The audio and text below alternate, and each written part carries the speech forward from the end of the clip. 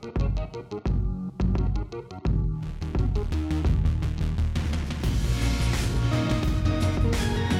Nerf Herders, I'm Addy Thomas. I am Ben Milton. Thanks for joining us for another episode of Certain Point of View News and Reviews. We've got a brand new announcement. We've got new friends that are part of our little growing family or network of podcasts. Let's be honest, this is a huge deal for you and me because we don't make friends easy. Yeah, no, that's true. Well, it was a friend of a friend, so we didn't really make friends ourselves. So, you know. Thanks, Case. Thank you, Case. A friend of Case, Jeff Moonen, who you have heard probably on another past podcast, Yep. Case's podcast, has another podcast also of his own called Fun and Games podcast with his buddy Matt Storm. And they chat about their love of games and sort of the evolution of gaming more from an artistic point of view. Yep. So they have a lot of fun with that. So you can check out the Fun and Games podcast. They're now part of a Certain Point of View, and they'll be found on our website, certainpov.com, along with all of our other podcasts, the Scruffy Nerf Herders, Star Wars D20 Story, and Case's podcast, Another Pass, and of course, now the new member of the family, Fun and Games podcast with Matt and Jeff. So be happy sure they're here. Check them out. Exactly. So just Subscribe, go to our website. rate, and review. Right, all of that fun stuff, certainpov.com. All right, let's get right to our news for today. So I am looking at the wrong page. I'm looking at last week. Oh. Now I'm looking at this week. So Lucasfilm has announced that Emmy-nominated producer and actor Jon Favreau has signed on to executive produce and write a live-action Star Wars series for Disney's new direct-to-consumer streaming service. Favreau is no stranger to the Star Wars galaxy, having played roles in both the Star Wars Clone Wars animated series and the upcoming Solo: A Star Wars Story. Disney's collaborations with Favreau extend back a decade when he helped launch the Marvel Cinematic Universe as director of Iron Man 1 and 2, as an executive producer of the Iron Man and Avengers films for Marvel Studios. For Disney directly, he's actually directed and produced the massively successful The Jungle Book, which won an Academy Award for its groundbreaking visual effects, and he's currently in production on Disney's highly anticipated reimagining of The Lion King that's set for release next year in 2019. Okay, so this decision, doesn't surprise me. Like, he seems like a natural Disney Lucasfilm fit. Yeah. Like, for as far as tone and understanding the IP, having a great track record at the box office. The thing that surprises me about it is that it's for TV. Well, he worked on that show. What was that show, that post-apocalyptic show where, like, the power was out? Yeah, that he's had some experience producing TV. Yeah, but that's not where his bread and butter. Like, that's not where, when you think Jon Favreau, you think movies. You think movies. Like, that's really where his success has been, is in the movies. So I'm not saying he can't do it. True. But when you say, hey, we're looking for somebody to executive produce a TV show, he's not the first name I would have thought of. I'm not mad at this name by any stretch of the imagination. I think he's a great fit. Yeah. But like, he wouldn't have been on my top 5, that's for sure. Yeah. I like it. I like what he can do, and I definitely like the idea of more TV. I like the style of storytelling on TV better than movies. It's live action. It's not animation, right. So that's exciting. We're going to see something different. Right. Do we know where it's going to reside? No, we have no other than it's going to be on the Disney streaming service. No, but we don't have. When do we know that's coming? Do we know when that's coming out yet? Now, it's supposed to be launching next year, is what I've heard. 2019. Yeah. So that being said, I don't know where this series. I still don't understand why they didn't just absorb Hulu. Right. Like, it just make it a channel. Yeah, on a Hulu channel. Yeah, make it an extra pay, an add-on. Well, I think from the Disney branding perspective, they want to make something that is theirs and that rename isn't Hulu. Well, I mean, I don't think they still. I don't. Can they still do that? They own more than 50% of the company now. I guess that's true. Once the Fox buyout happens, they'll own. Well, but there's the other thing is where they don't want to put anything that's above PG-13 on it. Okay. So I mean, if they absorb Hulu, then that kind of fundamentally changes a lot of Hulu. So yeah, but again, you have they used to own Miramax too. Yeah. Or they still own Miramax. Is Miramax Miramax not a thing anymore? I don't think so. I don't think it's a thing anymore, but that's how they did that before, was they just had like Touchstone. Yeah, they had like these little side projects that weren't called Disney. But what they've said is Hulu is where they're going to put all that stuff. Yeah, exactly. Okay. So in the future, they already have a plan for Hulu, but they still want something where I think if your kids, I just want my stuff now. Yeah. Is what I'm saying. I really just want the Disney Channel stuff now. Right. I don't want to wait another year because who knows? Yeah. Well, I don't think that's going to speed it up. Just saying it's going to be on Hulu though. What do you mean? Well, no, the Star Wars live action TV show, no, but all the other Disney IPs and stuff like that, just put it up there so I can get it in one place. We'll see how much they end up putting on. Well, I'm sure they'll put on. Well, yeah, I guess they'll put the entire Disney catalog there. I would hope so. Yeah. I saw Especially on Facebook today, I was super jacked to see they got the Dark Crystal is out on Blu-ray now, that they remastered Dark Crystal, and I was like, oh, awesome. I haven't seen that movie in like 30 years. I'm jacked to see this thing. I cannot wait. And that's getting a sequel, isn't it? I heard that. I heard there's in development. I don't know at what stage it's in. Right. But yeah, I know they've been talking about that for a while. Right. So another big thing in the Star Wars world, the Star Wars show debuted a deleted scene off the upcoming release of The Last Jedi. Last Jedi is out on digital tomorrow, or I guess today. It's basically on the 13th of March. So I will be watching that tomorrow for sure, because I've been waiting to rewatch it. And then, of course, all the special features as well. The novelization is already released, I believe, back on the 6th. Yeah. I've actually already started reading it. Oh, you did? Yeah, I'm enjoying it. Oh, yeah, wow. so there's a lot of like really cool stuff, like little things here and there. I like the movie so much, I decided, you know what, let me read the novel, even if I'm not crazy about reading Star Wars books. Right. And it's going okay? Yeah, it's good so far. So anything new? a lot of internal stuff, like especially for Leia. Mm-hmm.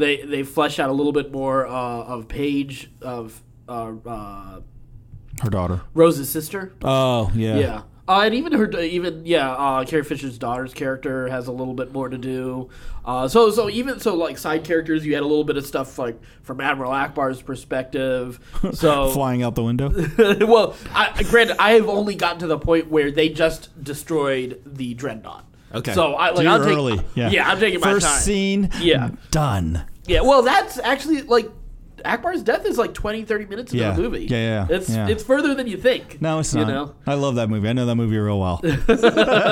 He makes a decent amount of time into that movie. Yeah, he does. So there's quite a bit there. But then, of course, as I mentioned, we have one of the deleted scenes has already been released, and it featured Finn and Phasma. It was sort of a different. It's not just a deleted scene, but it's sort of an alternate version of a fight between them.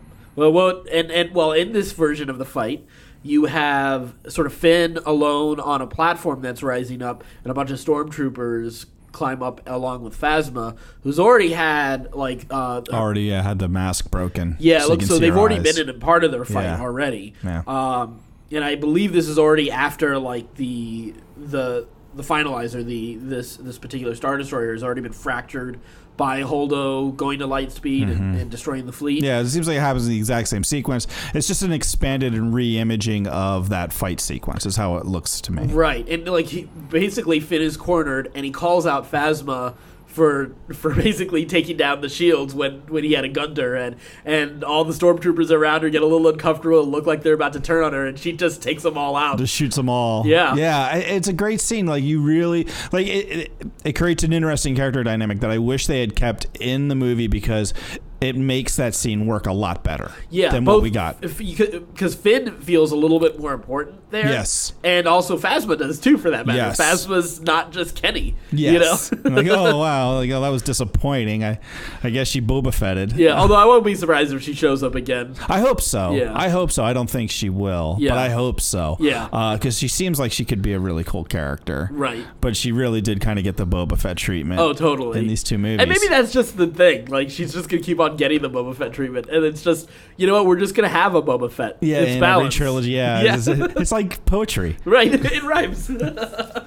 I hope not. I would really like her to have some more meat and some meat to her. And this scene gave her that. Like, yeah. You know, what was interesting about it was that the troopers listened to Finn. Yes. And started to believe him, and like were questioning whether or not Phasma was worth following to the point where she felt the need to kill all of the troopers to kill that story, and it ended up costing her life in the end. But it was fascinating. Like it gave that scene like a whole lot more meaning. It gave it a whole lot more weight, and it didn't feel like such a meaningless death when she did die. Right, yeah. It would have been nice if they. I wonder why they didn't. Yeah, I don't know either. Because it didn't feel like it was that much longer that it needed to be cut. Yeah, I wonder where Rose and BB-8 are in proximity to this scene. Cause I don't remember them in the originals. Like, they take off. No. Don't they? Remember, BB-8 is the one who shoots. Oh, he's up top. He's shooting the. Yeah, he's shooting one of the walkers. Yeah, he starts driving walkers all of a sudden. And Rose's body is BB-8 is broken. They need to nerf him. Seriously, just a little bit at least. They need to nerf the droids in these things. Like, they just keep upping their abilities. Like, by the end of Rebels, Chopper is so OP and ridiculous. I don't know if I'd go that far. He's flying around taking out stormtroopers, and it's. I'll give Chopper, because I don't feel Chopper does anything that they're astromech droids. They're not designed for this shit. No, I know, but even with the way he does it, I'd give him an edge, because he doesn't do anything more than what R2 does. Yeah, and R2 does too much. Yeah, okay, there you go. See, I was just setting it like at the R2 bar is so ridiculously high. So Chopper is hardly that bad. Yeah, this is completely unbelievable. These are droids. Really, that are K2 is the only one who hasn't done too much. Right. Yeah, you're like, okay, this makes sense for what he's designed to do. He's doing appropriate activity. Right. Like, these guys are just like completely blowing out any kind of programming. They're just like, fuck it, we're on our own. Yeah. We're doing this. AI rules. Right.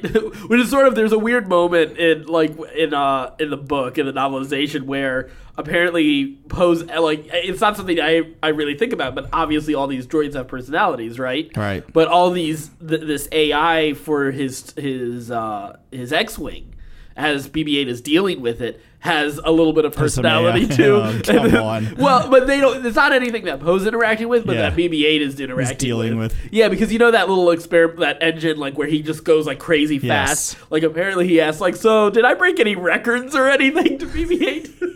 Like, while they're in this like really tense moment after just landing back in their the X-Wing is asking. Yeah. No, for crying out loud.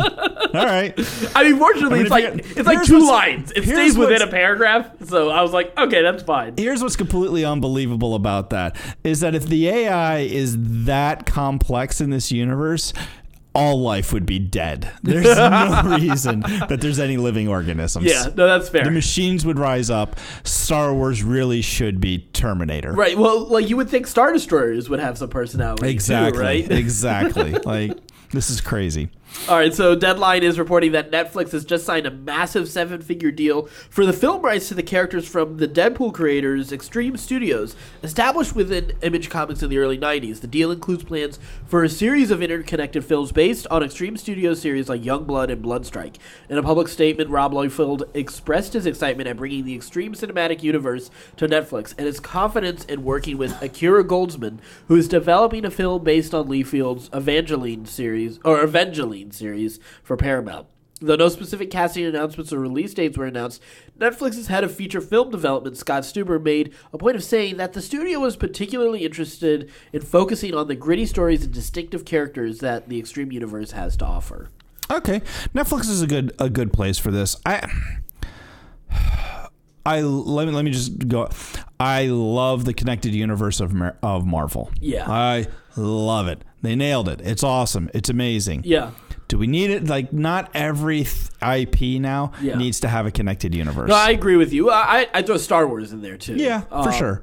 But I agree with you. I don't think we need. DC is proving that it's incredibly difficult to do. Yeah. Well, I don't know if it's proving that it's incredibly difficult. So they're proving that they're incredibly inept at doing it. Right. Yeah. I think there's a difference. Universal. I think Universal failed at the monsters. Yeah, but that's because they chose the wrong one to start with. I don't think it was necessarily bad casting too. Yeah. Yeah. Exactly. I mean, they made it again. It's not as easy as it looks. Absolutely. But I mean, at the end of the day, it's about making good movies first and maybe establishing a cinematic universe second. Agreed. And I think that's the issue there. I think even at like keep a connected universe out of this discussion. I think Warner Brothers would have still made those crappy movies, and I think even Universal would have made that crappy Mummy movie.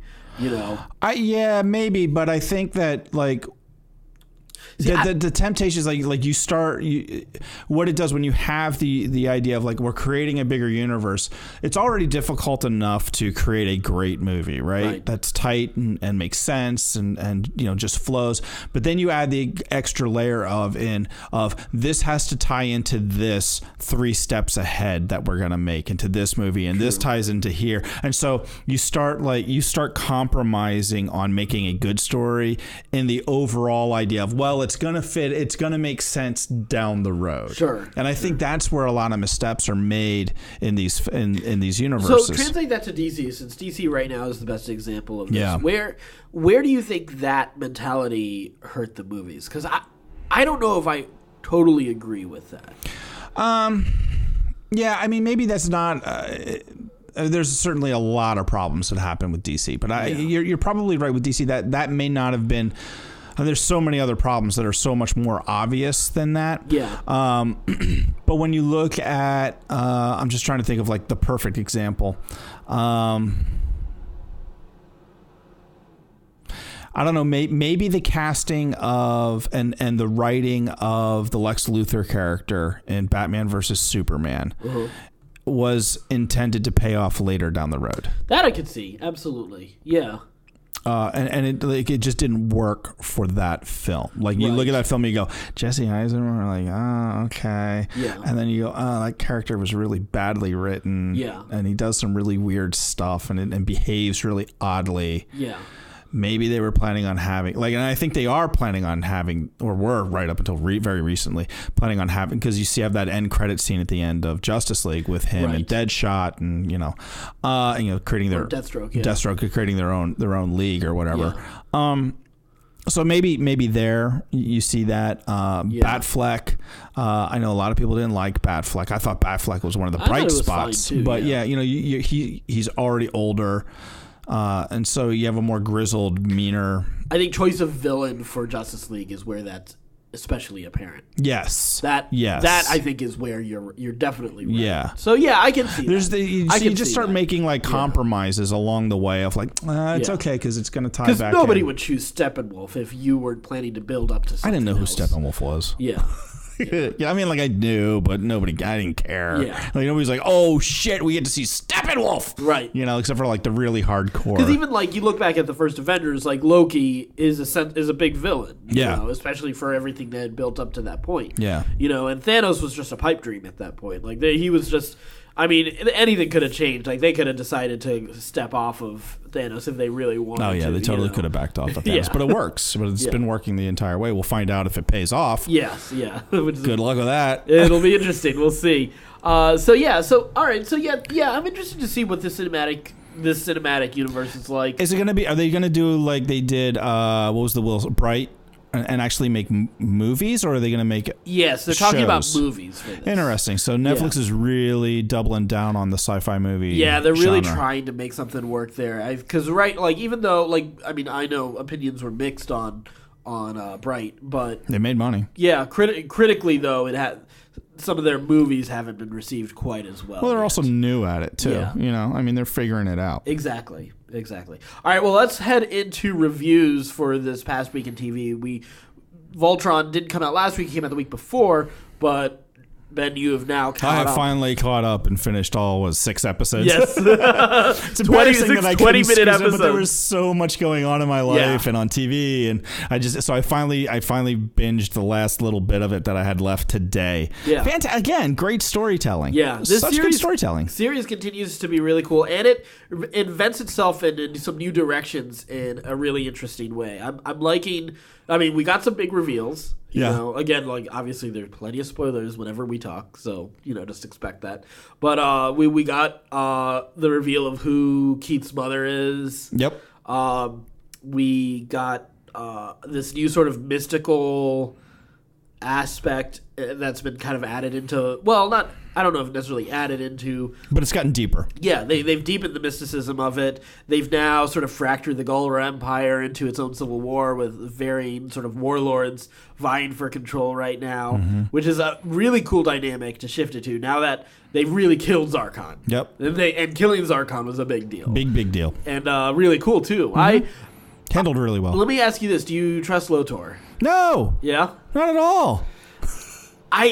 It's one moment I am, and then the next moment I'm not. And then, for the longest time I wasn't, but then closer to the end, I was a little bit more. Yeah, they do a good job of making him trustworthy. Like, he's done all the right things to make you believe he's doing the right thing. Yeah. Which is exactly. Yeah, I know. Exactly why he's not doing the right thing. Poised for betrayal at some point. I think right now his intentions and his heart are good. I think next season we'll see him get turned by his mother. Do you think it'll be sort of a turn that because he himself is deceitful, or is it because his motivation will guide him to a place that puts him at odds with the team? I think that the influence of the witch will... Hagar. Yeah, I think Hagar being his mom is going to come into play, and he's going to come at odds. And then whatever's going on with... what's his name? The leader that's driving the Black Line right now. Shiro, yes. Shiro, yeah. Whatever's going on with Shiro is going to come into play on that, too. Yeah, I'm really interested. Because I could also see, let's say... Shiro, we finally find out what's been going on, and he turns because of whatever's been happening. Do you think Lotor is a possible candidate for the Black Lion? Oh, yeah, for sure. Yeah, I think at some point Lothar has to drive the Black Lion. Yeah. In a redemption story, maybe, or I think eventually, that's how the series has to end, with the Galra and the humans and the Andalorians. Yeah. All kind of coming to peace. Yeah. That's how you end that series. There's no need to end that series anytime soon. Oh, they got plenty of ground that they can cover. It's going great. Keep going. Yeah. They just sent Pidge's dad over back to Earth. Yeah, good riddance. Yeah. Well, it made sense. Yeah. But it's building up for Earth's defenses, maybe even a presence in the fight. Who knows? So we'll see. See how that goes. So yeah, Voltron I'm absolutely loving. I devoured those episodes the moment I could. Let's move into the DC TV universe. Start off with The Flash. I loved this episode. I thought it was really strong. Really great visually. I think easily a top 10 episode for The Flash. Yeah. Maybe even top 5. Yeah. Really cool concept of Barry just stopping time. Yeah. And just running. And the exhaustion and sort of the time, the clock on it as well. Yeah. Yeah. It seems like this is another element kind of similar to the telepathy for Joe's fiance. Mm-hmm. That this feels like this is another element that might play into the finale, into how they can bring down the Thinker eventually. Yes, very much. But it was introduced. It was so compelling the way they did it. A good way to really stretch the Flash to his limits in terms of what just what he could do. And it's something that they haven't done for a while, because they opened up his power set really fast that first season. When time travel happens by the end of the first season, they really set themselves up for okay, well, now how can we really stretch him? Yeah, exactly. Now what else can he do?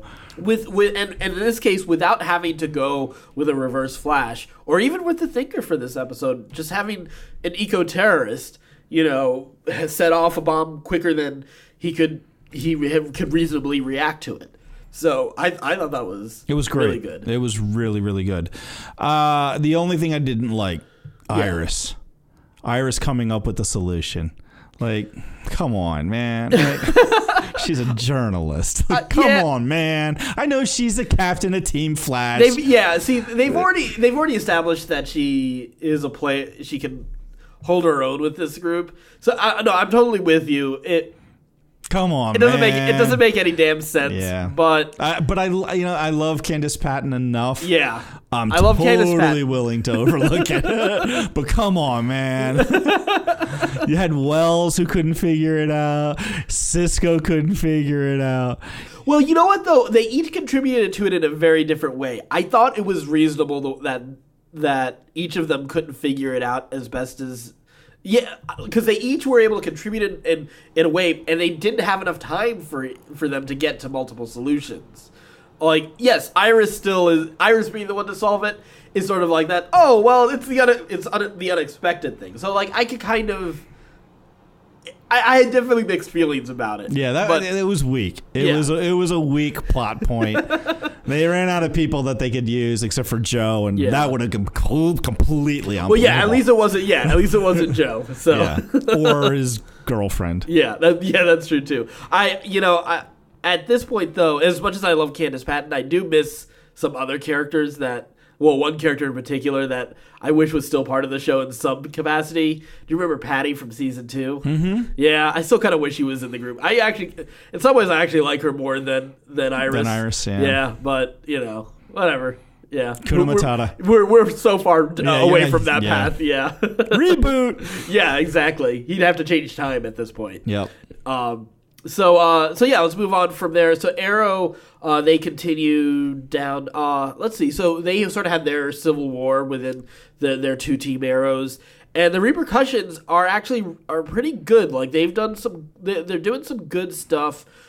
Honestly, right now with this series, it's just they've gone so far down some like those other paths that like you kind of have to like push yourself a little bit with this show, but like the actual content is pretty good. Yeah, and they're not doing love triangles, so it's which I may come back to the show hearing that, because that was the thing that just broke my back on that show. I was just like, I can't put up with another damn love triangle. Like, enough already. There would be a very easy place for them to do it, because they have Earth 2's Laurel, who has the Black Canary like ability inherently as a meta, but she's a straight up baddie. So, and there's a little bit of like they're trying to rehabilitate her, like Colonel Lance or Captain Lance is trying to sees his own daughter in her, so he's having difficulty dealing with her. So, like, there's some kind of interesting stories that they have, and some interesting. I can't go as far as saying character work with the show. Hey, I have a logistical question for the DC Universe fans out there. Maybe when somebody leaves like Earth 2 and comes to Earth 1, like is that the same amount of time gone? Like if somebody comes here for a month from Earth 2, do they miss a month of Earth 2 time when they go back, question. Or does it like they just? I think it depends on the multiverse that you're coming from and going to. Because I'm sure there are probably multiverses that have different rules of time. Yeah, I think for the sake of the DC TV universe, it's the same amount of time. Yeah, I don't think there's any sort of time dilation or type of thing going on with all of that. Otherwise, I don't think you could have Cisco have the power set that he has. Here comes our resident DC expert. J-Mike might know. I don't know J-Mike, about sit down and grab a microphone. Can he grab a microphone? I don't know. He can use mine. Use mine. Here's my question. In the DC universe, right, you have all the different Earths. Earth 1, Earth 2, Earth 3, Earth 69, my personal favorite. To be fair, you have those in Marvel, too. You do. I do. But for this conversation, this is the one that we're talking. Yeah. So when somebody, like in this case, in the Arrowverse, right, from Earth 2, Black Canary Laurel Lance is now residing on Earth 1 doing her thing, right? Okay. That's what's happening on the TV show. Okay. Follow me. So when she leaves Earth 2 and comes to Earth 1, and she's like, let's just say she leaves Earth 2, comes to Earth 1, spends a month on Earth 1 doing Black Canary shit.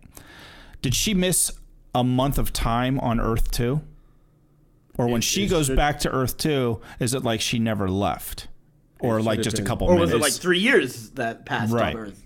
I thought it was the same thing. I thought it was the same thing. Like, as a month here is like a month there. It's just like the TV universe for sure, but I think you're asking comics. Yeah, I'm like, I thought it was the same. It is the same. Okay, so time passes the same no matter which Earth you're on. You're just mirroring everything. So yeah.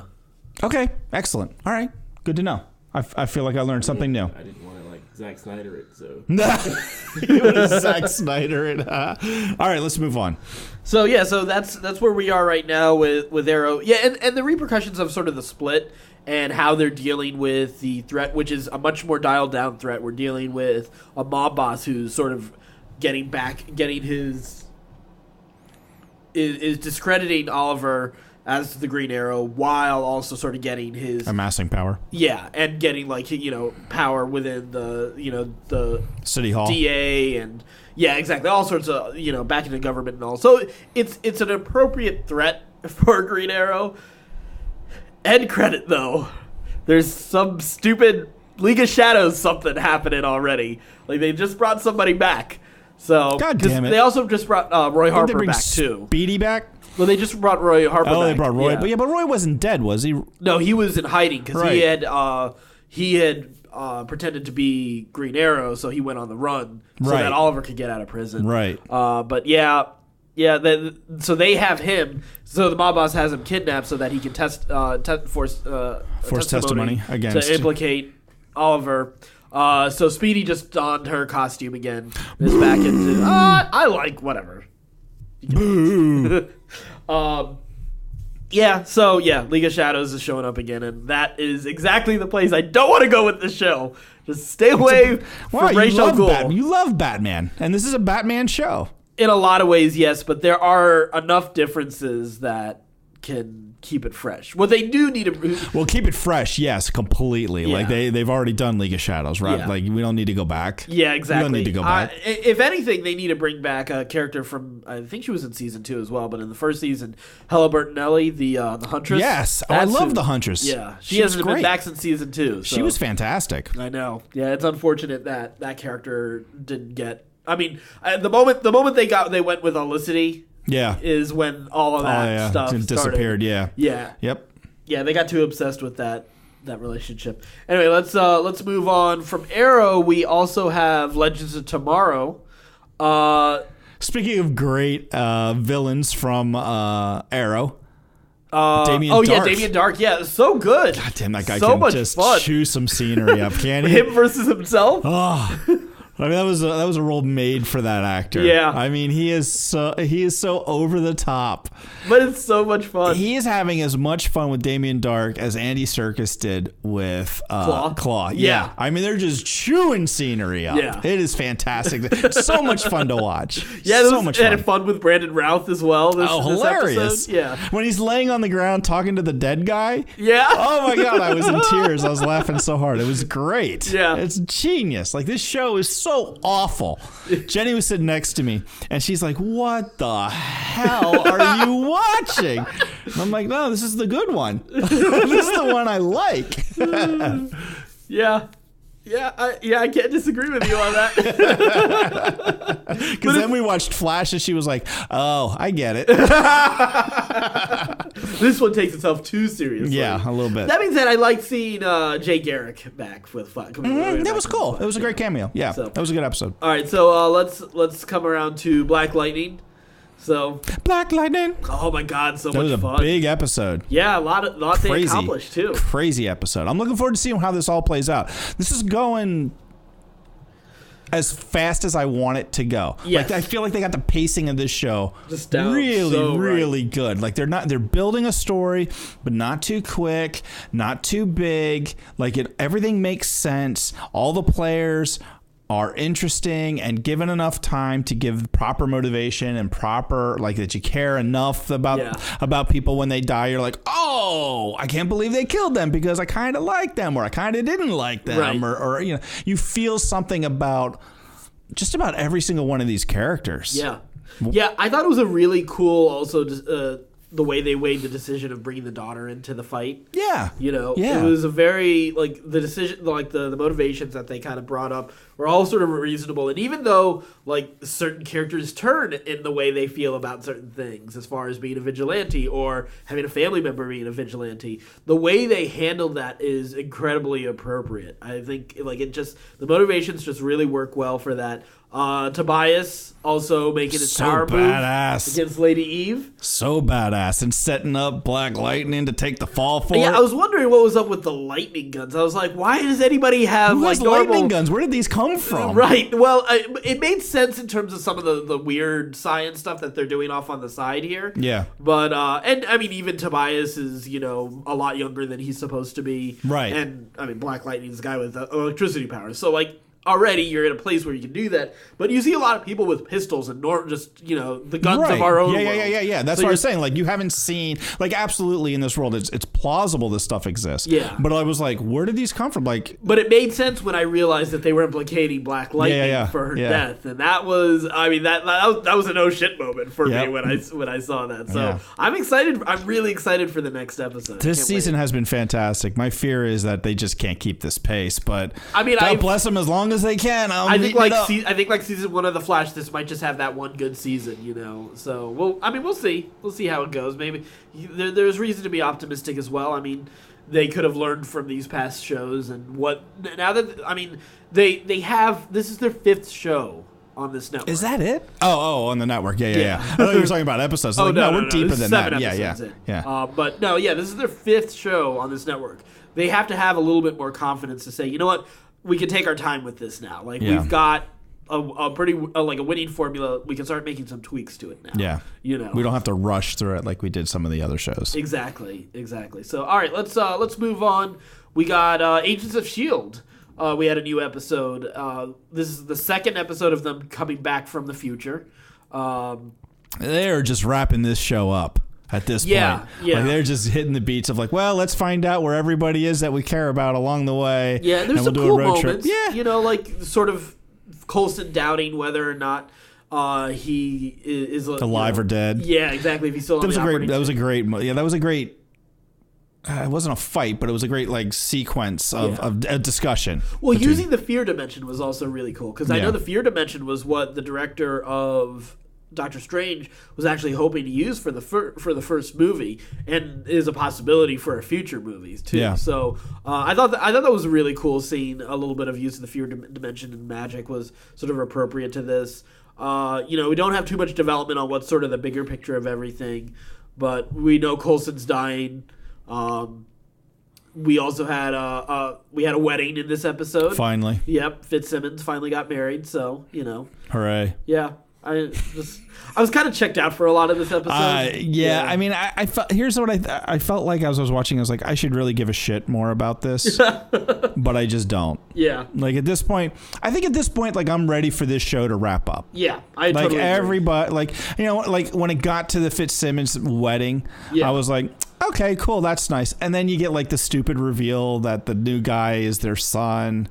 Yeah, I didn't need and that. I was like, all right, now you're... That was like, all right, guys, come on. This is ridiculous. Like, I mean, I guess it kind of had to if they wanted to make it more special. They didn't have to. Yeah. They did it because they could. Yeah, I guess so. They now it kills any tension that, like, clearly they're going to get a chance to have a kid. So, yeah. More or less, at some point in time, they're going to make a decision, and you're going to see him just fade away. Which I'd be fine with, because he doesn't do a lot for me.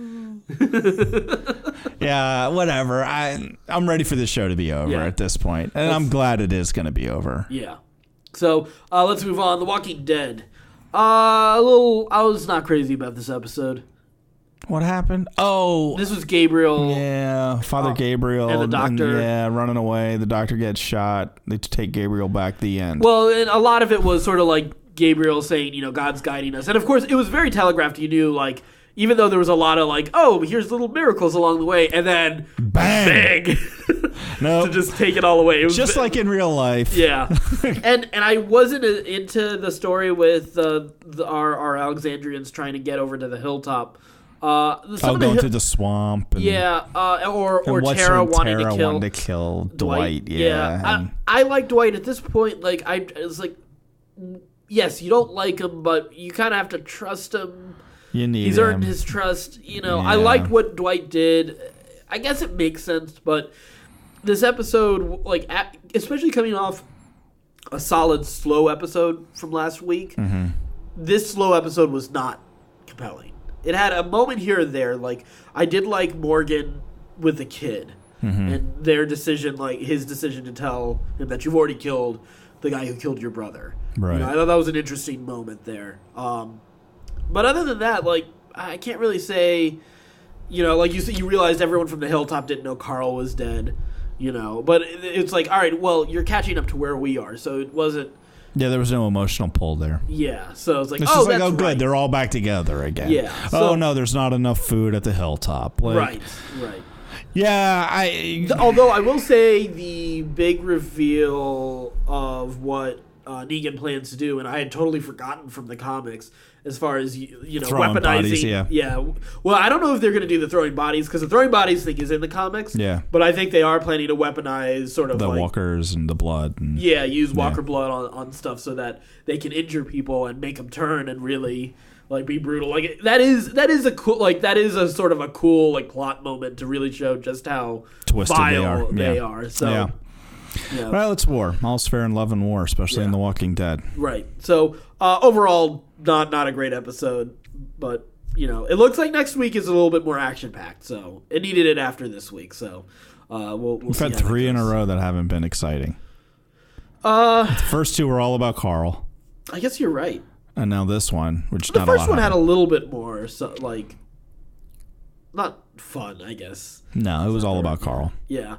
Well, the other thing is, I will to add to this, I usually like a lot of what Gabriel is doing. So I like the substance of what Gabriel was doing, but you knew the Doctor was dead that entire episode because you already have Siddiq, a new Doctor. Yeah, you already we got a new wings, Doctor. We already have his replacement, so we know this guy is gonna die. So it was just it's bad timing, really, on when you were doing that story.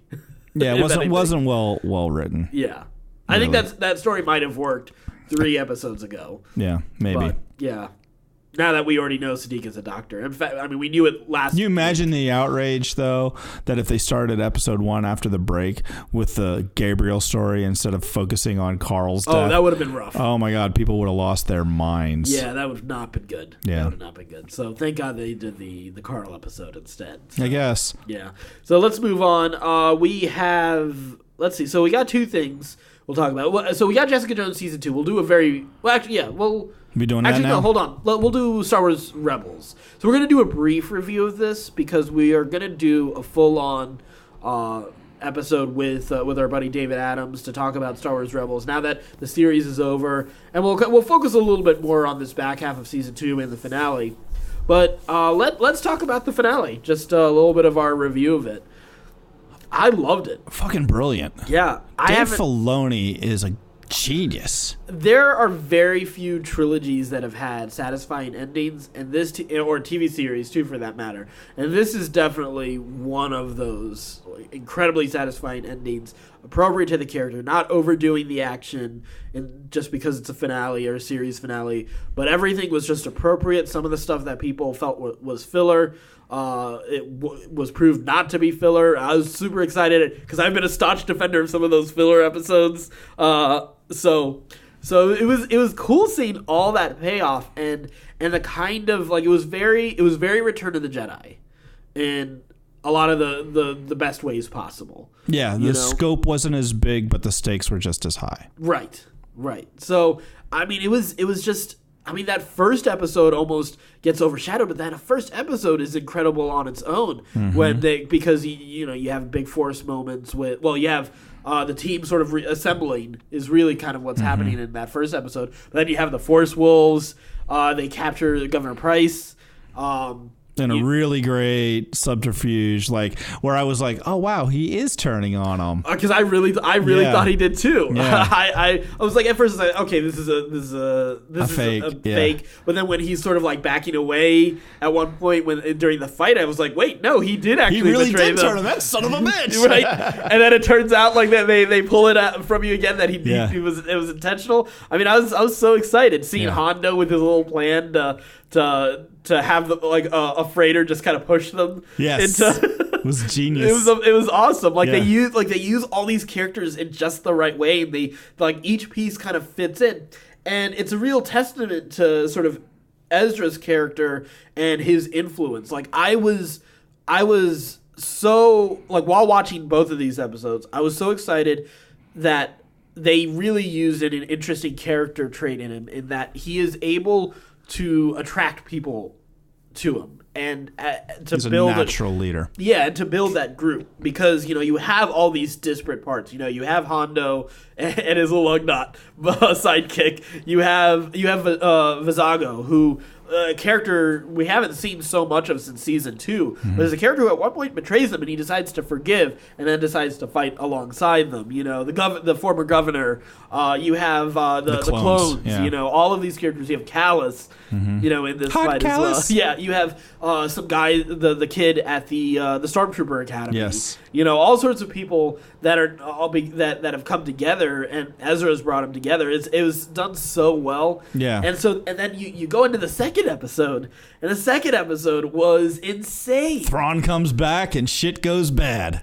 Not just Thrawn comes back, the Emperor. Yeah. The Emperor. Oh, that's right. The ultimate temptation. Yeah. Giving him a chance to unlock that fragment of the Jedi Temple that's still there, and give him Ezra a chance to still try to change time and be with his parents. And his moment of refusal was right on par with Luke at the end of Return of the Jedi, as far as I'm concerned. I thought it was a great moment and so appropriate to the character and sort of their mission on Lothal. Yep.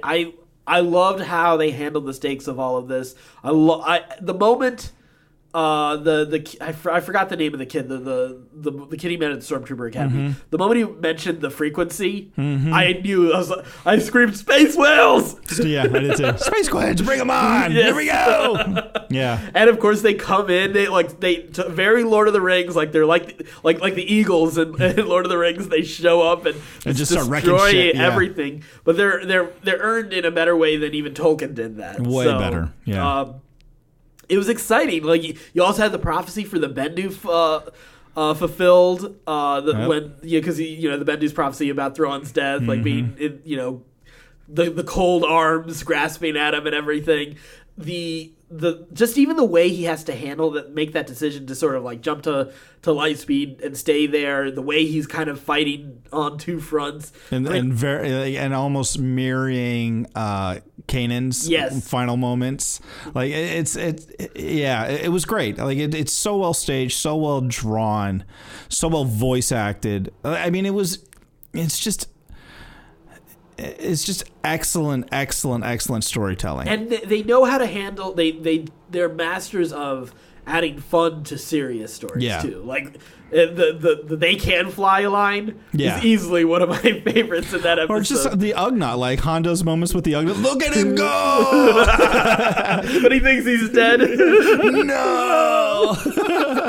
You're not a hero. What are you doing? It's great. I mean, it's fantastic. There's some great moments. Yeah, losing Gregor was also a good moment too, because Gregor is also a character who was in Clone Wars. You probably don't remember the clone he was, but there was a series of episodes where there's a clone who's lost his memory. Yeah, so it was cool seeing sort of like that arc, Paul, kind of come together. Yeah. As much as he's a very minor character in the whole scheme of things, but it was cool to have him there and part of that fight and stuff. And we get confirmation. Got a lot of confirmations because we got a time jump, and we got one. They liberated Lothal, and because of Luke showing up on the scene, they never come back to Lothal, and you get to see Lothal back in a restored glory and everything, and older Sabine. We got a lot of interesting things. So we got. We'll get to some of the more interesting ones later, but we did get. We know that Hera did fight with the rebellion, and at the Battle of Endor. And she has a kid. Jason Syndulla. So who knows how he may show up, because he's also Kanan's son. So here's an interesting thing. I already talked to David a little bit. I wasn't crazy about it at first, but like when I processed my thoughts on it, it was like I didn't really think that they had time to get it on. Yeah, but I guess like, oh wait, this is a kids show. They were never going to show you those times anyway. It's such a weird thing to think about with this family dynamic. It took me a second too to process it, where it was like, wait, I was like, who had a kid with? Oh. Well, it's weird because like there was so much. Sexual tension's the wrong word for it. It felt like, everybody was kind of shipping Hera and Kanan for so long, and they hinted at it, and they flirted with it. There are parts where they call her my love and everything, like in the first season. Yeah, I guess. Like if you go back, you'll realize like, it's been happening a lot longer than we thought it was. It has been happening. It just didn't feel like it. Always felt like they were kind of because they were never lovey-dovey. That's yeah, why. Because they both are so mission-focused. And we never saw them really physical with each other until that final episode with Kanan. Right. There's a moment in the first season, and then there's that. Yeah. Yeah. So, but there's always sort of like the mission, because the tension that was between those characters is that, you know, he wanted to go. Yeah, Kanan didn't want to fight anymore. He was done with the fight, and Hera wanted to continue the fight. So, which also adds to sort of her regrets. You know, and she should. She got him killed, that asshole. That is true. That is true. She's as bad as Leia. Oh, okay. Let's not go that far. She got Han killed. Yeah, but no. Leia is that bad. Yeah, but I wouldn't say Hera is quite that bad. No. Leia sends him to his death. We'll save it for the big show. All right, that's a good debate for later. So we also have the status. We know that that sort of Zeb and Callus are sort of buddy cops now, and go visit the Lasat planet. What else do we have? Any other characters? I guess Chopper is just hanging out with Hera, obviously. Sabine has been staying as sort of the protector and guardian of Lothal in Ezra's absence. But now she's deciding to go on a search with Ahsoka the White, essentially. Yep. Because she looks full Gandalf'd out. She might as well have a beard at this point. Right? Like a big giant white horse. She looked so amazing. Yeah, she did look badass. Yeah. I will admit, she did look badass. Yeah. Yeah, I'm excited. Filoni is very cagey with what he said, but he said there was a lot of thought put into that costume at the end. So that makes sense to me. We still don't have a reveal of what the next series is going to be about, but I think it's reasonable to say that Ahsoka will be involved. Even if it's in the periphery like she was in Rebels, I think all of our Rebels characters that are still alive will be. I think as long as you have Filoni making TV series, like cartoons for the Star Wars universe, there's some constants that you're going to have. Number one is wolves. Yes. You're going to have some sort of reference to wolves. Yeah. And two, Ahsoka Tano. Yes, that's true. We also had the reveal that Rex was on the battle. The old guy on Endor. Yes. Right outside the bunker. It's fucking... We have live action Rex confirmed. It happened. That's it happened. so cool. I know that lots of people have debated that back and forth, and even are still debating it for some reason. Yeah, no, it's pretty much confirmed. So that's pretty awesome. We also have confirmation that Thrawn and Ezra are still alive. Yep. From Filoni. I just out of messing with David a bit, I said, now we'll find out that Snoke is Ezra and Thrawn melded into one person. Hilarious. What do you think they're doing? Just sitting there playing chess? I don't know. Do you think Thrawn's still trying to kill him? I imagine they are probably sort of in a hypersleep or something like that. That's what I'm thinking is going to happen. They're stuck in hyperspace somewhere. Yeah. And just dropped them off into hyperspace and they're just sort of in stasis. Yeah, and I mean, I don't know. I mean, there's because I can't imagine will they have been fighting for because we jump forward 10 years. You know, have they been fighting on that Star Destroyer for 10 years or I mean, are they on a planet somewhere? I mean, I guess they could have landed on some sort of planet. And who knows what life is like for the two of them if they're... So when Rick and Morty get trapped on that one planet and they're having to recreate civilization. You're right. And Ezra's like, screw you, man. I'm just going to go over here. I can't take this anymore. Yeah. I don't know. I mean, there's so many possibilities. I feel like when they find Ezra, there's going to have to be a lot of work to sort of rehabilitate him, though.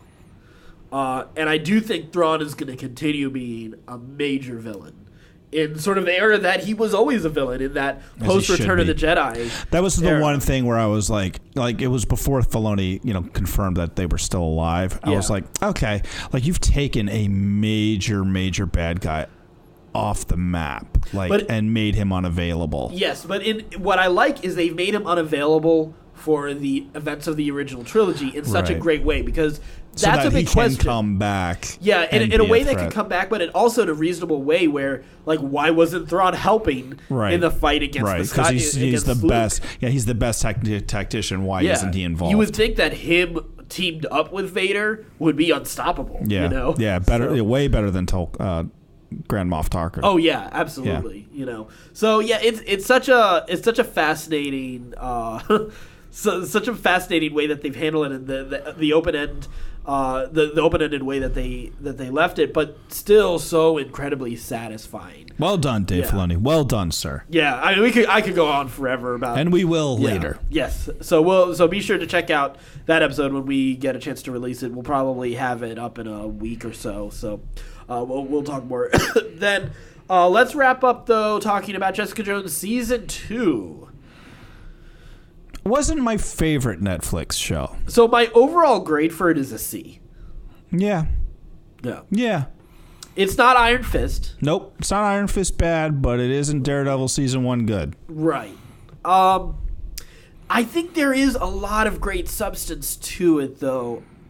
Ultimately, I think its biggest enemy is pacing. Mm-hmm. Yeah, that was a big problem that I had with this show. And there are some subplots that... Really, actually, only one subplot, in retrospect, that I would get rid of. The other subplots, they pay off well, but they could have been handled differently. So, I think this season makes some very interesting decisions and bold decisions, and decisions that I actually really like, because they decide to continue with Jessica figuring out who she is and her fears with what she's capable of. And that's a very, like, for a superhero story, it really lacks a big bad. And I think that was a really daring decision. And I do like that they made that decision. I do like the character work that they did for Jessica, for Malcolm, for Trish, and, of course, the big reveal for Jessica's mother as well. So, you know, we had the big reveal, but that came at the end of episode 6. Yeah. And that was the biggest problem. Because the show does pick up after episode 6. It does. But there's still a lot of fat that can be cut even after episode 6. You know, that I do love the flashback episode. Because it really exposes the dynamic between Jessica and Trish. And really, like, because one of the flaws I feel the show has, I think you'd agree with me on this, is that Trish is very unlikable this season. I think everybody is unlikable this season. Malcolm was likable for me. Yeah, but they could have done more with him. Yeah. And we talked about this while we were watching. If they were going to pace it out like this, first off, this show could have definitely lost 5 episodes. Easily. It would have been so much tighter. Yeah.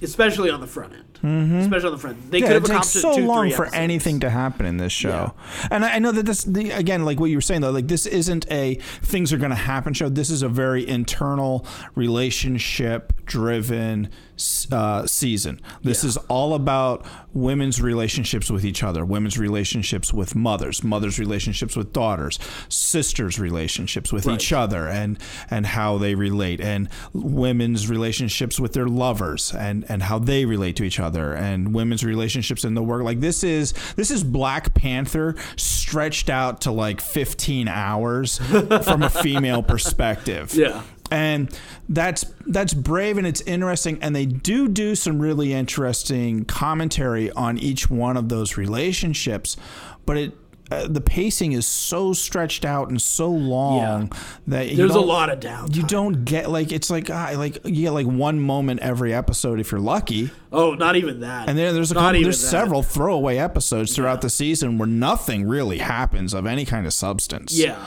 that you're like, I had a really hard time getting. I know one of our friends that we're both friends with online said that he thought that this was even better than season 1, and I was like, no, man, I couldn't do it. Like, it just goes. I like the idea, I like the concept, and again, high praise for the concept, but the execution on this really didn't work for me at all. Yeah, for this season, and I agree, it's poor. I am willing to say because of the substance of it that again they did some really cool stuff. And I mean, granted, I never rewatched season 1 of Jessica Jones. I didn't either. But you know what I did? I did see it a second time. I don't think I've rewatched any of these series. I haven't watched Iron Fist 2 or Luke Cage a second time. Yeah. Oh, but you did Daredevil? Yeah, I've seen Defenders twice. I've seen all the Daredevils twice. Yeah. Yeah, I haven't done that for any of them. So. Yeah. I've watched scattered episodes here and there twice. More Daredevil than any of the others. Yeah. but sometimes if I see someone else watching it, I'll sit down and watch. But peek over their shoulder. Right. Just It's like, amazing. where is this in the story? You know, type of thing. But I do think there's a lot of really interesting things. Like the way they handle Trish's jealousies and insecurities, and also her motivations to want to do something meaningful after having a life of being a vapid celebrity. Who the Cray Cray song? Well, but it was perfect for that character, for that and arc. what that was, because it was just bullshit. It is, and that's what was. I thought like all of that, because like even the first time you see Trish in the season is when she's doing she's appearing as Patty, as Patsy for a kid's birthday party, you know. So like all of this stuff, like there's a lot of great content. And this is the idea I talked to you about while we were watching. They should have embraced maybe a little bit of like a case of the episode type of thing, like a case that Malcolm was working on with Jessica to occupy some of their time, and let some of the things that they were doing their slow burn with happen in the background, or cut that down. I think it still needed some of that like extra PI work. Yeah, for sure. Regardless. Yeah. But man, like they could have done a lot more interesting things with it. Because that's where I think the competing PI would have been more interesting if they had done that. And if they're actually competing on cases. Right, and like she loses some cases here and she some gets here, some or she cases makes here. progress here, but then he swoops in and gets the results. Like there could have been more of that there with that dynamic, and I think unfortunately I think a lot of that fell out. But the show does some cool things too. Like I will notice that whenever Jessica or Mother have a rage, they immediately go to a shallow focus that focuses just on the object of their rage. It's just fixated on. So there's some really cool camera work in this. The way everything is kind of shot voyeuristically, like all of it, like really helps separate Jessica Jones, because she's in a lot of ways she's the most interesting defender right now. As much as I love Daredevil, he lost a little bit of interest for me in season 2 because his cast became big and his stakes became bigger. He was great in season 1, but I lost a little bit of love for Matt in season 2. But she was so much fun. Like her snarkiness in Defenders was a big part of what fun, made that great. I think you and I were talking about that snarkiness not having. Yeah, the writing this season, the snarkiness just became bitterness. But I think that's in a intentional, lot of ways. though. I think it is. I think it is. But it also made the show less enjoyable. Yeah. Yeah, and that's a tough thing, especially for what you're trying to do. Yeah, I mean, they made a really brave choice. I mean, they did, because normally when you have a superhero show, like you're trying to keep them perpetually in the second act so that you can continuously tell stories, or you're trying to move them forward. Yeah. This season we followed Jessica through this arc, and she's in a much worse place by the end of the show than she is in the beginning of the show. And she's not in a great place in the beginning of the show. No, like this is like a real slow grinding descent into oblivion. Well, following Jessica Jones. Some of the kind of things that I sometimes get out of like a BoJack Horseman. Type character work. Right, but you can get away, like that's a little more enjoyable because of the absurdity of the situation and the characters. Totally. Whereas when you're in a completely grounded, realistic television series with just humans, it becomes tedious sometimes to watch and go through that stuff. Absolutely. If you're not doing it. And again, this all comes back to pacing. Yeah. Like you got to keep things moving. And the again, pacing could have gone along. And we've said that about so many of these Netflix, these Marvel Nexus. They all could be cut down by at least several episodes. Yeah. Let's see what else. So, what do you think of the mom? I liked the character. I didn't like the actress. Oh yeah. I thought she was a really bad actress. Like her angry face. Yeah. Like I was just like, oh my god, like that. She just looks constipated to me. I felt it was a little bit like what I imagined, like if there was a Hulk TV show again. Yeah. Yeah, there was a lot of that kind of. I didn't have a feeling one way. Maybe I just kind of excused some of that because it was like, oh, I know she's facially reconstructed and everything. So like there was like that's what I thought. You're like, oh, okay. Well, she can't quite control her face. Oh, I hope this actress never listens to this episode. Yeah. But I thought she also handled some tender moments interesting. Yeah. Yeah, so, like, they have I thought a really she did... weird choice. I don't know if you noticed this or not, but they have a really weird choice of having, like, the really maternal mother figures in this universe have, like, these deep, husky voices. Oh, yeah, you're right. And I don't know what that's about, what's going on there.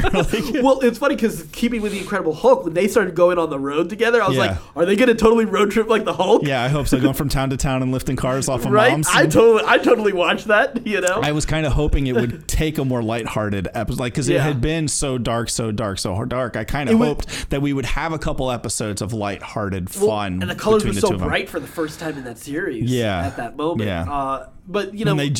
And they don't give that to you long. Oh, no, they yank that away quick. You get like 15 minutes of that, and then it's over. Yeah, Trish put the kibosh on that. But, you know, so what do you think of that decision from Trish? It makes sense because she's strung out the entire season. Yeah. She's not thinking clearly. She's on like this revenge kick. Well, what do you think? Trying to claim do you think herself. She was justified in any way for that decision? Because of, I mean, her mother did kill people. A lot of people. For sure, but I also think Jessica's right when she says it didn't have to be you. Yeah.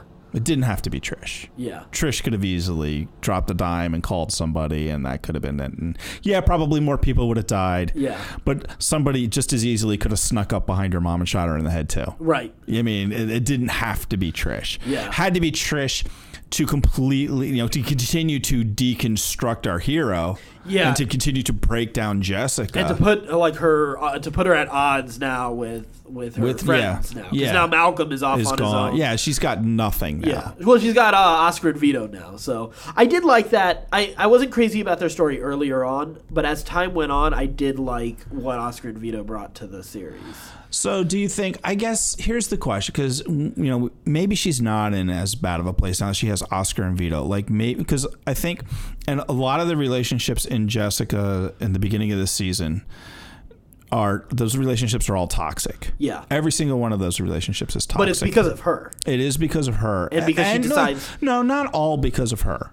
Well, Trish, Trish is toxic. Is a toxic relationship for her. They're very codependent upon each other. That is true. Yeah. Trish's mom and her are a toxic relationship, and honestly, her relationship with Malcolm is toxic as well. Do you think? So Malcolm, a lot of Malcolm's story is him sort of trying to find a way to deal with his addiction and resist that, and by trying to find it in a way to help, by channeling it into helping Jessica. Right. He's trying. Instead of my take on that is he's displacing his problem and trying to fix Jessica instead of trying to fix himself. Okay, yeah, I agree with you on that. And she enables that with him, and she's constantly berating him and putting him down, right, which makes him like, oh, I've got to fix her more. Like she needs me. So she's enabling this codependent relationship with him. Yeah. And so by the end of the season, all those relationships are stripped away from her, and she's left with this very sort of pure and innocent and healthy relationship with the guy and his kid. Yeah. So maybe she's not in bad of a shape as you kind of think she is. I think she started down the right path is what this series has done. Because her mother just does enough. Because there's a conversation I really like between them when her mother realizes that Jessica's been blaming herself for their deaths all this time. Yeah. And that was such a great character moment there to just kind of reveal that, and that how unreasonable Jessica is in her rationalization of her existence and her purpose. You also have the tragedy of her mom taking away a guy that was a person she loved as well, and setting her on this spiral as well. So it's very it has a little bit of that Shakespearean sort of people moving in and out at the right and wrong times are just hurting everybody. There was that aspect down to of this tragedy, yeah. Right. There's that aspect that Shakespearean tragedy was a big part of this series as well, which I thought was really cool. But I think at the end of the day, you're right. They could have lost 5 episodes. Yeah. Pacing killed this show for me, this season for me. I'm glad I watched it and saw that story. I do not need to see it again. And I'm in no hurry to see a season 3. Yeah. Yeah, I'm wondering. I want to see more Jessica. Yeah. But I need her interacting with the other defenders. Yes, that would help a lot. That would definitely help a lot. I need her at least with Luke. You know, the other thing is, I didn't mention, I know we talked about some of the subplots. They didn't need the Hogarth subplot at all. It brought zero value to this season, in my opinion. Unless you, again, I think the real intent of this season was to do women's relationships with each other. But what is her relationship? Her relationship with the lover, the nurse, and I think they wanted to discuss that. I think and that was the only way that they could do that. But I don't know what they said. She got conned. Yeah. She wanted to believe so much in something, she got conned. But there was also like the reason she got conned. It was like her need for love and acceptance from one person, and that she gave herself to that one person. Right, because she's in such a terrible place after her wife died from last season. So yeah, all right. It wasn't I don't think it was a compelling thing to. I think I agree. You could have cut that from the season, and you would not have. Nobody would have missed it. Yeah. Nobody would have been like, we really needed somebody to do some commentary on women and women relationships and love. Yeah, nobody would have been like, this is totally. Maybe somebody in the Me Too movement would have been pissed, and Twitter would have been ablaze on it. But other than that, I don't. Yeah, it didn't do much for me, and I like Carrie-Anne Moss. I think she's a great actress. Oh yeah, absolutely. But, man, that story it really didn't go. It drug out a long time. My initial thoughts were like, Jesus, really, we're giving her the same disease that or the same storyline that what's her name had in The Defenders. Saran. Oh yeah. Who was the bad guy? Who was the bad guy in that season? I don't remember Ripley. Her name. Yes, I know Ripley. The chick who played Ripley in Alien. I don't we're just redoing her story. Yeah, I know. That was such a weird decision for Jessica Jones season 2. There was a lot of decisions like that where I was just like, okay, I know where you're going. It's an interesting choice. It's not what I'm looking for in a superhero show. Yep. Maybe if I was into just a drama show, just a straight up drama show. Yeah. That didn't involve superheroes, that would have been a great season maybe for me. But even if it's a superhero drama show, I think it even compared to season 1, this was less of the even season 1 had more action. And not that I never felt I needed more action out of this season, to be perfectly honest. Once I came to terms with what this season was by the end of episode 6. She's not a fighter. Yeah. And she wasn't really in season 1. Or in The Defenders. Yeah. She's like, am I the only one who doesn't know how to fight? Right. Yeah, you are. Yeah. So, there's a lot more brute force with her than anything else. So, I don't know. I have very mixed feelings on this season. Yeah. It's not my favorite season, but there's some really good moments. Yeah, absolutely. I'd say it's worth watching if you're invested in the Netflix Marvel universe. If not, I would avoid it. Yeah, exactly.